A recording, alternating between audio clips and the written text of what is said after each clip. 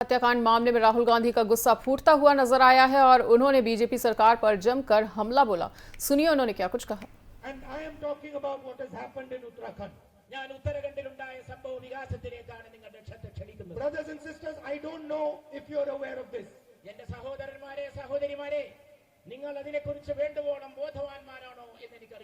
But a BJP leader who ran a hotel, whose son ran a hotel,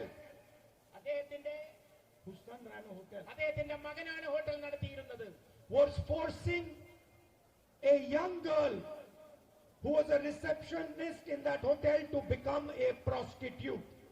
താൻ നടത്തിയിരുന്ന ഹോട്ടലിലെ റിസപ്ഷനായിട്ട് ജോലി ചെയ്തിരുന്ന പെൺകുട്ടിയെ ഒരു അഭിസാരികയാകാനാണ് ആ നേതാവിന്റെ മകനും നേതാവും നിർബന്ധിച്ചു. Imagine this.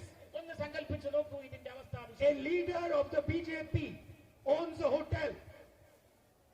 His son is forcing a woman to become a prostitute. ഒന്ന് ആലോചിച്ചു നോക്കൂ, ഒന്ന് സങ്കൽപ്പിച്ചു നോക്കൂ.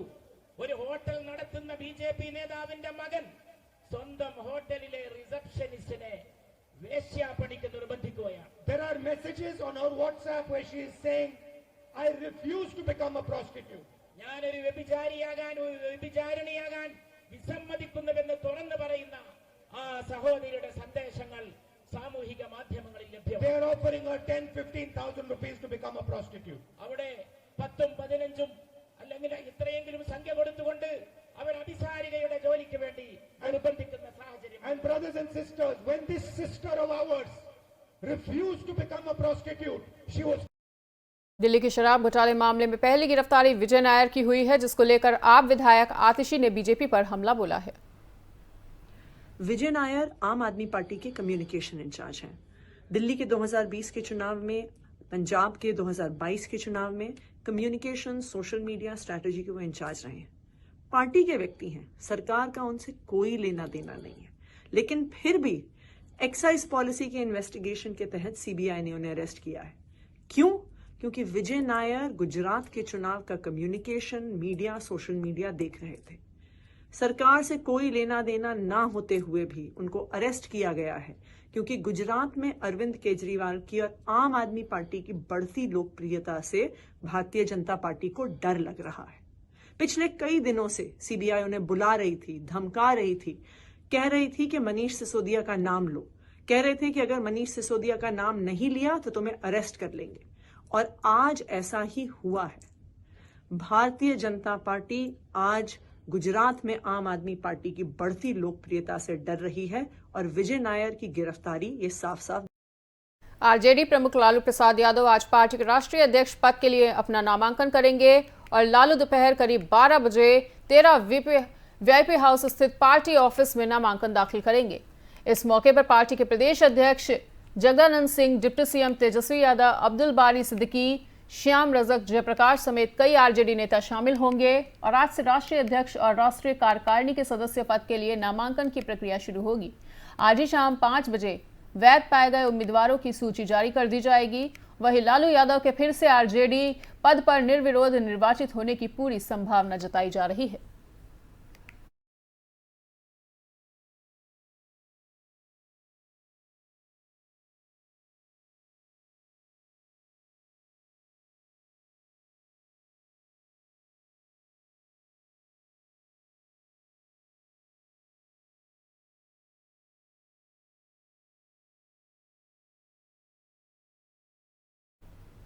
सुप्रीम कोर्ट से उद्धव गुट को बड़ा झटका लगता हुआ नजर आया है, जो एकनाथ शिंदे गुट के लिए राहत जैसा है। सुप्रीम कोर्ट ने चुनाव आयोग की कार्रवाई पर रोक लगाने से इनकार कर दिया है। वहीं चुनाव आयोग को यह तय करना है कि असली शिवसेना उद्धव गुट वाली है या फिर शिंदे गुट वाली। उद्धव ठाकरे गुट ने चुनाव आयोग की इस कार्रवाई पर रोक लगाने की मांग सुप्रीम कोर्ट में की थी और इस मांग को अब खारिज कर दिया गया है। ये एक तरह से शिंदे गुट के लिए राहत मानी जा रही है और अब चुनाव आयोग को यह तय करना है कि असली शिवसेना उद्धव गुट वाली है या फिर शिंदे गुट वाली।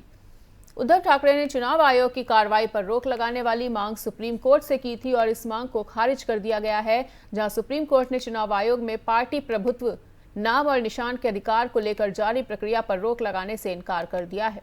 कोर्ट ने कहा है कि चुनाव आयोग सिंबल मामले पर सुनवाई के लिए स्वतंत्र है और सुप्रीम कोर्ट ने कहा है कि चुनाव आयोग की कार्रवाई पर अब कोई रोक नहीं होगी। इसी के साथ उद्धव ठाकरे ग्रुप की याचिका खारिज कर दी गई है और उद्धव ठाकरे गुट की ओर से वरिष्ठ वकील कपिल सिब्बल और अभिषेक मनु सिंह विपक्ष रख रहे थे।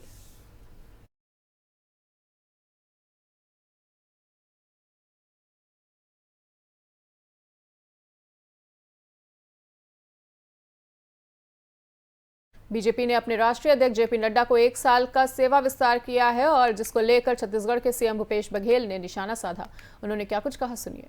कांग्रेस के अध्यक्ष चुनाव हो रहा है, पूरे देश जानता है, सब लोग जान रहे हैं कांग्रेस चुनाव हो रहा है, कांग्रेस अध्यक्ष। भारतीय जनता पार्टी के चुनाव हो गए, पता ही नहीं चला किसी को। ये कैसा लोकतंत्र है भाई? 2 जने बना दिए, हो गया दूसरे कार्यकाल। न मीटिंग, न मतदान, न चुनाव की तिथि और अध्यक्ष दोबारा। वहां कहां आंतरिक लोकतंत्र है? भारतीय जनता पार्टी बताए, उसके अध्यक्ष दोबारा बन गया, किसी पता चला है? मीडिया में चर्चा हुई? नहीं हुई ना? क्यों नहीं हुई? पूछे आप किसी सवाल? पूछो वाला भारतीय जनता पार्टी के लोग, यहाँ राष्ट्रीय नेता, इस तरह के सब नेता हैं, उसे पूछा जाना चाहिए कैसे चुनाव हो गया अध्यक्ष का, किसी पता भी नहीं चले। Dada Saheb Phalke international film festival awards 2022 इस दिग्गज अभिनेत्री आशा पारिक को दिया जाएगा और केंद्रीय मंत्री अनुराग ठाकुर ने इस बात की जानकारी दी है। सुनिए उन्होंने इस बारे में क्या कुछ कहा है। और टीएस नागाभरणा जी, इन सब ने कमेटी की बैठक करके दादा साहब फाल्के अवार्ड जो इस वर्ष यानी कि 68वें film awards, national film awards पर जो दिया जाएगा, वो दादा साहब फाल्के अवार्ड इस बार आशा पारिक जी को चुना है। प्रख्यात फिल्म अभिनेत्री है जिन्होंने 10 वर्ष की आयु में फिल्मों में काम करना शुरू किया और प्रख्यात फिल्म निर्देशक विमल रॉय जी ने उनको सबसे पहले माँ फिल्म में लॉन्च किया था। अगर आप देखेंगे 95 से ज़्यादा पिक्चर्स में इन्होंने काम किया है और central board of film certification 1998 से 2001 यानी कि 1998 से 2001 तक उसकी ये चेयरपर्सन भी रही और पद्मश्री से इनको सम्मानित भी किया गया है। ये हमारे लिए गर्व का विषय है कि सूचना प्रसारण मंत्रालय द्वारा जो नेशनल फिल्म अवार्ड्स हर वर्ष करवाए जाते हैं, तो 68वें नेशनल फिल्म अवार्ड्स में इस बार दादा साहब फाल्के अवार्ड किसी और को नहीं, प्रख्यात फिल्म अभिनेत्री जिन्होंने 95 से ज़्यादा फिल्में की हैं, आशा पारिक जी को दिया जा रहा है। और इस कमेटी के सदस्य, दादा साहब फाल्के कमेटी के सदस्य हैं आशा भोंसले जी, हेमा मालिनी जी, पूनम ढिल्लों जी, उदित नारायण जी और टीएस नागाभरणा जी। इन सब ने आशा पारिक जी का नाम चयन किया है। मैं इनको बहुत बहुत बधाई और शुभकामनाएं देता हूं।